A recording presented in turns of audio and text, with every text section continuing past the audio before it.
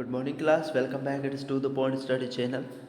और आज हम चैप्टर नंबर 9 को डिस्कस करेंगे, the making of national movement 1870 to 1947। Okay, जो जो नेशनल मूवमेंट्स हुए, कैसे हुए, इन सब के बारे में डिस्कस इस चैप्टर में करेंगे। ओके, तो सबसे पहले स्टार्ट करते हैं।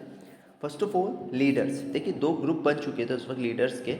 एक थे मॉडरेट लीडर्स और एक थे एक्सट्रीमिस्ट। ठीक है, अब इन दोनों में क्या डिफरेंस था वो देखते हैं। तो moderate leaders, these were a group of political leaders in India. ये उन पॉलिटिकल लीडर्स का ग्रुप था इंडिया में who adopted a constitutional and peaceful approach, जिन्होंने एक पीसफुल, शांतिपूर्ण और संवैधानिक अप्रोच को अडोप्ट किया। किसके लिए? ब्रिटिश से फ्रीडम लेने के लिए। जैसे कि आपको पता ही है, हम अंग्रेजों के उस वक्त गुलाम थे, तो उस वक्त इन लीडर्स ने तो क्या करा, इन्होंने एक कॉन्स्टिट्यूशनल यानी संवैधानिक ढंग से और शांतिपूर्ण ब्रिटिश से अच्छा व्यवहार करते हुए, उनको अपना दोस्त बनाते हुए धीरे धीरे उनसे फ्रीडम लेने की कोशिश की। तो इनका तरीका थोड़ा सा पीसफुल था और कॉन्स्टिट्यूशनल था, यानी कि संवैधानिक था। ये चाहते थे कि हमें अधिकार मिल जाए और उसके बाद हम क्या हो जाए, हम फ्री हो जाए, हमें हमारे देश को आज़ादी मिल जाए। जबकि जो एक्सट्रीमिस्ट थे, इनको हम रेडिकल्स भी कहते हैं। क्या कहते हैं? रेडिकल्स। इन्होंने एग्रेसिव मीजर्स का यूज़ किया, यानी कि थोड़े से ये एग्रेसिव टाइप के थे। ठीक है, लाइक स्वदेशी, बॉयकॉट। बॉयकॉट यानी होता है त्यागना। क्या होता है? त्यागना। जैसे ब्रिटिश के गुड्स त्याग दिए, उनकी नौकरियां छोड़ दी हमारे इंडियंस ने, या फिर कुछ भी ऐसा जिसकी वजह से ब्रिटिश को नुकसान हो। ठीक है, वो चीज़ें। तो बॉयकॉट यानी त्यागना।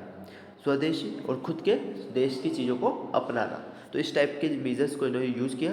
इनके अंदर जो मेन लीडर्स थे वो थे आपके लाला लाजपत राय, बाल गंगाधर तिलक और बिपिन चंद्र पाल, जिसको हम शॉर्ट फॉर्म में लाल बाल पाल भी कहते हैं। लाल बाल पाल याद रखने के लिए कि लाला लाजपत राय, बाल गंगाधर तिलक और पाल से बिपिन चंद्र पाल। ओके, तो इस तरीके से आपके दो लीडर्स के ग्रुप थे। पहला लीडर तो बिल्कुल पीसफुल करते थे और दूसरे थोड़े एग्रेसिव वे में अपना आंदोलन करते थे।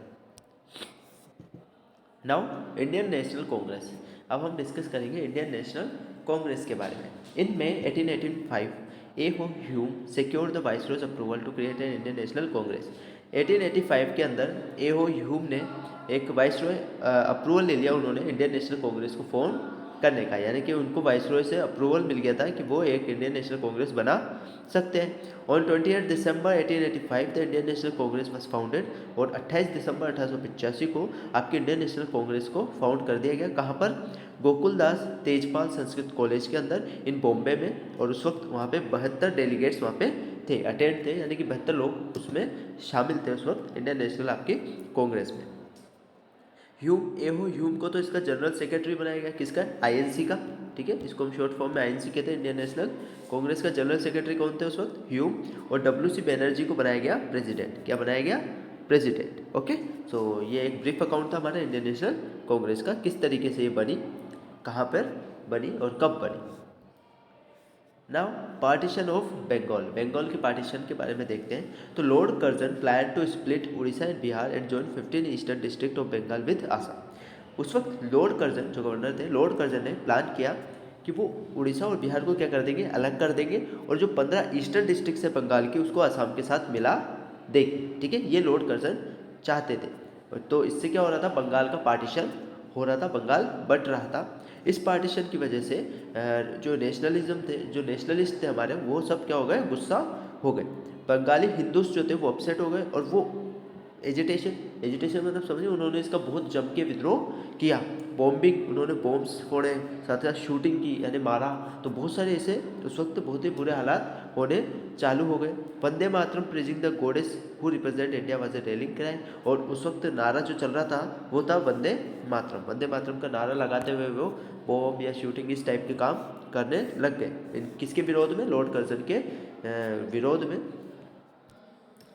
इन ऑर्डर टू अपीज, और फिर बाद में बंगालियों की सेंटिमेंट को देखते हुए उन्हें शांत करने के लिए बंगाल को वापस से रियूनाइट कर दिया। किसने? लॉर्ड हार्डिंज ने। किसने किया? लॉर्ड हार्डिंज ने। कब किया? इन 1911 के अंदर, इन रेस्पॉन्स टू स्वदेशी movements rights in the protest against the policy, ताकि ये जो मूवमेंट चल रहे थे वो सब क्या हो जाए, बंद आपके हो जाए। तो इस टाइप से आपके पार्टीशन ऑफ बंगाल के बारे में थोड़ी सी इन्फॉर्मेशन मैंने आपको दे दी।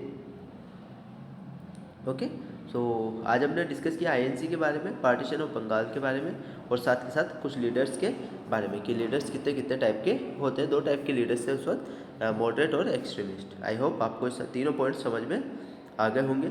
सो नोट डाउन कर लेना इन सबको, नोट्स को आपकी नोटबुक में, और याद करते जाना साथ के साथ। So thank you class for watching this video. If you like this video hit the like button, subscribe my channel. Till then goodbye, bye bye.